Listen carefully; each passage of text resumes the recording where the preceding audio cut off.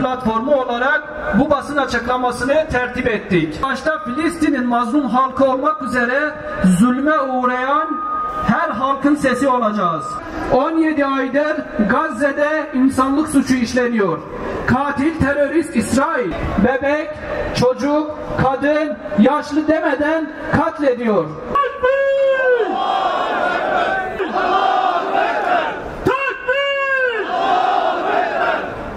Kudüs taşlarına secde silmiş, minberlerinde adalet yankılanmış bir emanettir. Her sokağında bir peygamberin ayak izi, her taşında bir müminin duası saklıdır. Kudüs gökyüzüne açılan bir kapıdır. Bir gece gökler onu selamlarken arş-ı alaya doğru bir kutlu misafir yol aldı. Kudüs gözyaşıyla yıkanmış, dualarla bezenmiş bir direniş destanıdır. Yüreğinde Yusuf'un sabrını, Yakub'un özlemini, İbrahim'in teslimiyetini taşır. Kudüs, yetim çocukların avuçlarında bir kırık ekmek, annelerin gözlerinde sessiz bir feryattır. Her sabah ezanla dirilir, her akşam bir umutla bekler. Kudüs, minarelerinden yükselen her tekbirle, işgal altında bile özgürlüğünü fısıldayan bir haykırıştır. Onu esir almak isteyenler taşlarında yankılanan hakikati duymaktan acizdirler. Kudüs, müminlerin imtihanıdır. Sessiz kalırsak yetim kalacak, sahip çıkarsak şahit olacak. Kudüs, yeryüzünde adaletin yankılanacağı günü bekleyen bir müjdedir. Zira Allah'ın vaadi haktır.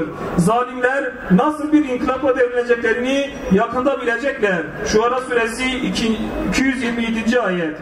Kudüs direniştir, dua ve bekleyiştir. Adaletle gelecek olan zaferin kapısıdır. Kudüs yeryüzünün en mukaddes şehirlerinden biridir. Burası peygamberlerin ayak bastığı, vahyin nazil olduğu ve İslam'ın ilk kıblesi olan Mescid-i Aksa'nın bulunduğu beldedir. Kudüs yüzyıllardır müminlerin kalbinde yer edinen kutsal değerlerin ve ilahi hikmetin sembolüdür. Mescid-i Aksa sadece bir ibadet yeri değil, aynı zamanda peygamberlerin adımlarının izlerini taşıyan, ruhları aydınlatan bir mihmandır.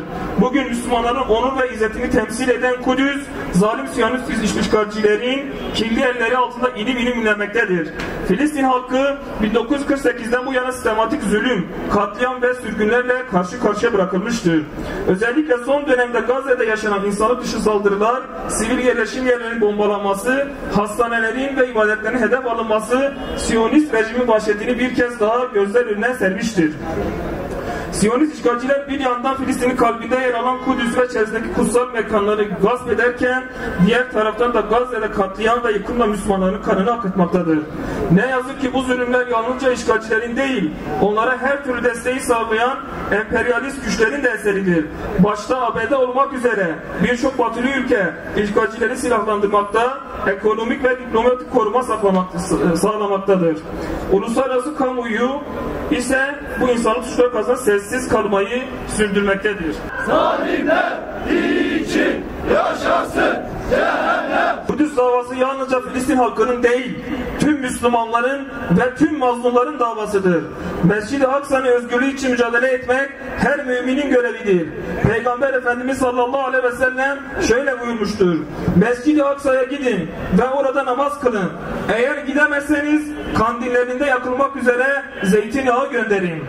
Hiç kuşkusuz Kudüs'ün kurtarılması Müslümanlar için, İslam ümmeti için dini bir görev olmakla birlikte bir varlık ve yokluk savaşıdır. Çünkü başta Amerika olmak üzere dünyanın egemen şeytani güçlerin desteğini arkalarına alan Kudüs işgalcisi Siyonist Yahudiler sadece Kudüs ve Filistin'e değil, geniş İslam coğrafyasına da gözlerini dikmiş durumdalar. Aksa tufanı sonrası yaşananlar İslam ümmetine verilmiş bir fırsat gibidir. Filistin'in kahraman evlatları Aksa tufanıyla birlikte Siyonistlere karşı büyük bir cephe açmış durumdadır. Bu cephe gittikçe daha geniş bir coğrafyaya yayılmış bulunmaktadır. Bu cepheye koşan İslam'ın kahraman evlatları en azizleri, büyük komutanlarını feda etmekten, kadın, erkek, çocuk on binlerce şehit vermekten çekinmeden cihatlarını sürdürmekte, Kudüs kurtuluncaya kadar durmayacaklarına dair Yüce Allah'a söz vermektedirler.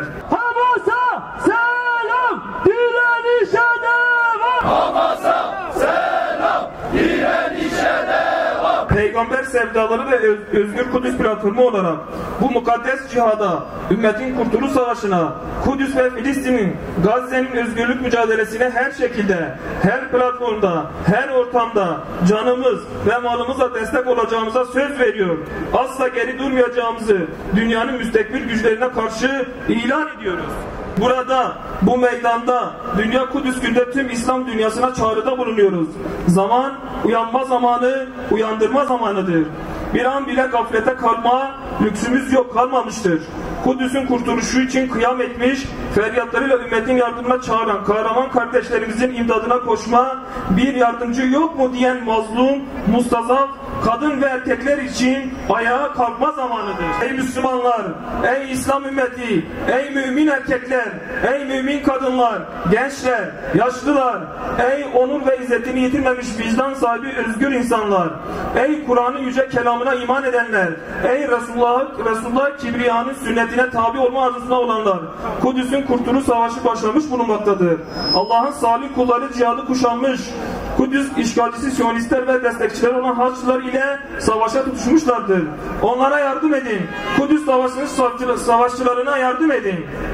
Yöneticisiyle, yönetimleriyle tüm İslam ümmeti bu varlık savaşında tereddütsüz yerini almalıdır.